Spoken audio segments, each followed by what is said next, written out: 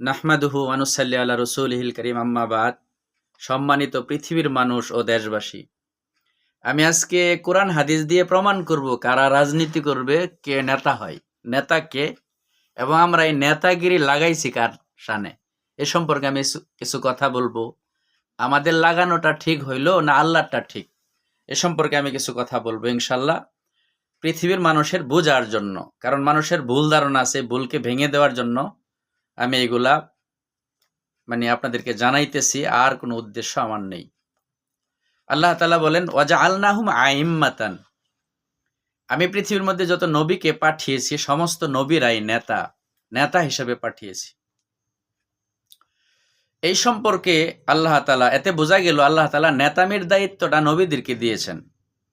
এটা সূরাতুল আম্বিয়ার ৭৩ নম্বর আয়াতের শুরু অংশের মধ্যে আছে। আপনারা আলেম, মুফতি, হাফেজ তাদের কাছে যাচাই করতে পারেন। তারপর আল্লাহ তাআলা বলেন, ইয়াহদুনা বিআমরিনা, তারা মানুষকে হেদায়েত করবে। ইয়াহদুনা বিআমরিনা, আমার হুকুমগুলো পৌঁছিয়ে দিবে। ওয়া আওহাইনা ইলাইহিম ফাইলাল খায়রাত, এবং মানুষকে ভালো ভালো কাজের নির্দেশ তারা দিবে। ওয়া আকিমিস সালাত, আর ভালো কাজের মধ্যে সর্বপ্রথম যে কাজটা ভালো, এটা হলো নামাজ। ফুল, ব্রিজ, কালভার্ট, সেতু নির্মাণ করা, এগুলো পরের ভালো কাজ। আগে ভালো কাজ হলো নামাজ। কারণ কোনো নেতার মধ্যে যদি নামাজ না থাকে, চুরি করাটাই স্বাভাবিক। সে চুরি করবেই, কারণ আল্লাহর সামনে সে দাঁড়ায় না। আর যারা নামাজ পড়ে এরা দৈনিক 5 বার আল্লাহ তাআলার সামনে দাঁড়া, তার চেহারা, তার যোগ্যতা অনুসারে সে 5 বার আল্লাহর সামনে পবিত্রতা হাসিল করার পরে দাঁড়া, এবং আল্লাহকে সে সেজদা করে, রব হিসাবে আল্লাহ তাআলাকে মানে, এবং সেই বিশ্বাস করে যে সারা জীবনের হিসাব আমার এই প্রভুর কাছে, আল্লাহর কাছে দিতে হবে। কিন্তু এছাড়া যারা আমরা এগুলোর মধ্যে যাই বা করি, তারা তো হিসাব দিতে হবে এরকম অনেকের ধারণাই থাকে না। যাই হোক, তারপর আল্লাহ তাআলা বলেন, ওয়া আকিমিস সালাতি ওয়া ইতাইজ যাকাত, এবং তারা পৃথিবীর মধ্যে, দেশের মধ্যে, রাষ্ট্রের মধ্যে নামাজকে কায়েম করে। নামাজকে সর্বস্তরের জনগণ, একবারে উপর থেকে নিচ পর্যন্ত সর্বস্তরের উম্মতের কাছে তারা নামাজকে পৃথিবীর মধ্যে কায়েম করে দেয়। ওয়া ইতাইজ যাকাত, এবং যাকাত দেয়। তাদের সমাজে, তাদের দেশের মধ্যে যত দুর্বল, অসহায়, গরিব আছে তাদেরকে তারা যাকাত দেয়। সুদ দেয় না, যাকাত দেয়। তো সুদ এবং যাকাতের মধ্যে একটা পার্থক্য আছে। এটা হলো, সুদ হলো ধনীদের, গরিবদের থেকে নেও, ধনীদেরকে দাও। আমি সহজভাবে বলতেছি, সুদ হলো গরিবদের থেকে নাও, ধনীদেরকে দাও।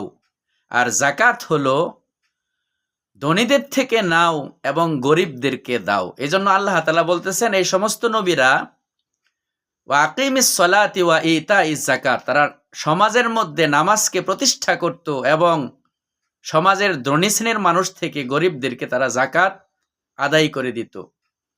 এবং ওয়া কানু লানা আবেদিন, এবং তারা সবাই ছিল ইবাদত করুয়া, সকলেই তারা আল্লাহ তাআলার ইবাদতে লিপ্ত থাকতো। তাহলে এখানে এই আয়াতের শুরু এবং শেষ যাচাই করতে গেলে দেখা যায় যে নেতা হওয়ার জন্য 1 নাম্বার শর্ত হলো এলমি যোগ্যতা, এলমি ওহী লাভ করা। 2 নাম্বার, এরা ইবাদতকারী, এরা নামাজ কায়েমকারী, এবং সমাজের গরিব দুঃখীদের পাশে দাঁড়ানো লোক, এরাই নেতা হওয়ার উপযুক্ত লোক। আরেকটা জায়গার মধ্যে আসছে যে আল্লাহ তাআলা বললেন, ইন্নী জাইলুন ফিল আরদি খলিফা, আমি পৃথিবীর মধ্যে আমার প্রতিনিধি, আমার নির্বাচন করার জন্য আমি প্রতিনিধি পাঠাইতেছি।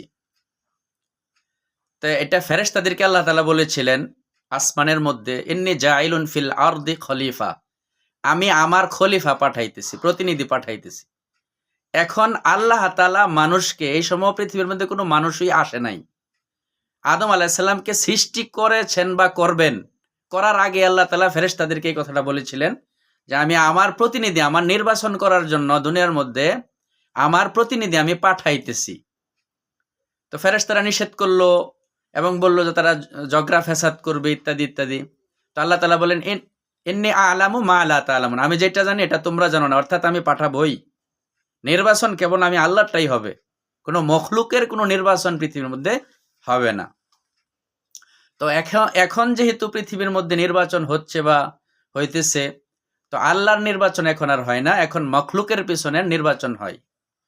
তাহলে আমি এই কোরআনের আয়াত থেকে যে জিনিসটা বোঝানোর চেষ্টা করলাম, এটা হলো যে আল্লাহ তাআলার ইবাদত পৃথিবীর মধ্যে কায়েম করতে গেলে আল্লাহর ইলেকশন ছাড়া এর বিকল্প নাই। আর যদি মাখলুকের ইবাদত এবং মাখলুকের পিছনে ঘোরা বা কোনো ব্যক্তিকে প্রতিষ্ঠা করার উদ্দেশ্যে আমরা কাজ করি, তাহলে এটা অন্য পর্যায়ে চলে যা। আর নেতা হওয়ার জন্য আল্লাহ তাআলা বলছেন যে নেতা কেবল নবীরা হবে,